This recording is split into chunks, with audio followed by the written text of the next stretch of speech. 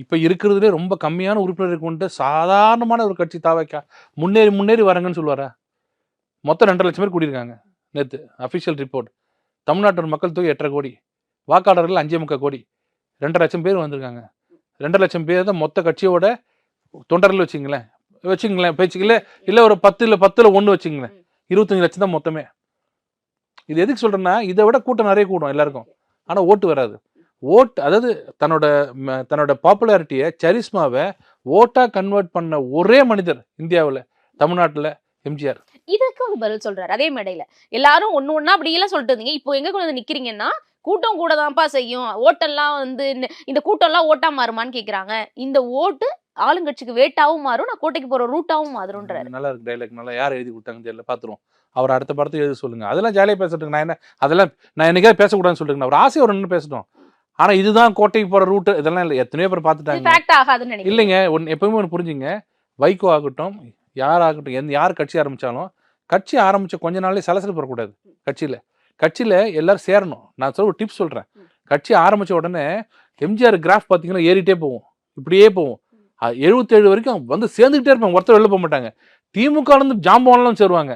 இவர் ஆரம்பிச்சதுல இருந்து ஒருத்தர் அது சரியில்லைன்னு ஒரு பொண்ணு வேணான்ட்டு போது, ஒன்று வந்து பணம் வாங்குறாரு புசி ஆனந்தன், இந்த குற்றச்சாட்டுகள் வரக்கூடாது. இன்னொன்று, எம்ஜிஆரும் விஜயகாந்தும் தான் தமிழ்நாட்டில், எம்ஜிஆர் அது ப்ரூவ்டு தலைவர், விஜயகாந்த் வந்து அச்சீவ்டு, ஓரளவுக்கு அச்சீவ் பண்ண உடல்நிலை சரியில்லாமல் போயிட்டார். இவங்க 2 பேரும் ஒரு மிகப்பெரிய குவாலிட்டி தெரியுங்களா? மக்களாக மதிப்பாங்க, தன்னோட உறுப்பினர் தன்னோட கட்சிக்காரலாம் மதிப்பாங்க. வண்டியில் போயிட்டு இருக்கும்போது 2 பேர் நின்று தான் நான் பார்த்துருக்கேன். எம்ஜிஆர் காரில் போயிட்டே இருப்பார், ஒரு 10 பேர் அங்கே அறுவடை செஞ்சுட்டாங்க லேடிஸு. அவங்க அப்படி உத்தடி பார்த்தாங்கன்னா போதும், வண்டி நிறுத்திட்டு அம்மா என்னம்மா அப்படின்னு ஓடி வந்து எல்லாம். அது மனசார விஜயகாந்த் கேட்கவே வேண்டாம், எங்கே பார்த்தாலும் வாப்பான்னுவார். இவர் வீட்டில் வாசலில் நிற்கிறாங்க 1000 பேர்கிட்ட. பிறந்தநாள் அன்னைக்கு வருவார் 8 மணி 9 மணி 10 மணி 11 மணி வரவே இல்லை. சாயங்காலம் 3 மணிக்கு வந்துட்டு அவர் இங்கேவே இல்லவே போ அப்படின்ட்டாங்க. எல்லா பேப்பர்லையும் எல்லாம் அவன் தள்ள அடிச்சுட்டு இருக்கா. அது காலையிலே சொல்லிக்கலாமே. என்ன புரிஞ்சுங்க, தொண்டர்கள் புரிஞ்சுக்கிறவங்க. முதல்ல ரஜினி என்ன சொல்றாரு, நான் ஊர்ல இல்லை, அவர் மோசமான தமிழ்நாட்டில், ஐயோ அவர் மதிக்க தெரியாதுப்பா. முதல் நாளே சொல்றாரு, தயவுசெய்து யாரும் வராதிங்க. அதை மீறி வர்றது அவங்களோட ஆர்வம்.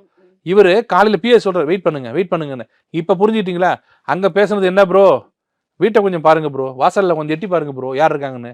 4 பேர் இருந்தாலும் சரி, அவங்களை உள்ள அனுப்பு, என்ன வேணும் உங்களுக்கு கேளு, இல்லை நேராக அவங்களுக்கு இதுக்கு போக சொல்லு, கட்சி ஆஃபீஸுக்கு நான் வரேன், பண்ணியிருக்காரா? ஸோ இந்த அரசியல் வந்து எங்களுக்கு தெரியும், முதிர்ச்சியில் சொல்கிறோம். இந்த அரசியல் 7-8% ஓட்டை அச்சீவ் பண்ணும் முதல்ல. அதுக்கப்புறம் என்ன ஆகும்னா கமல்ஹாசன் மாதிரி, அதுக்கப்புறம் வேண்டாம்.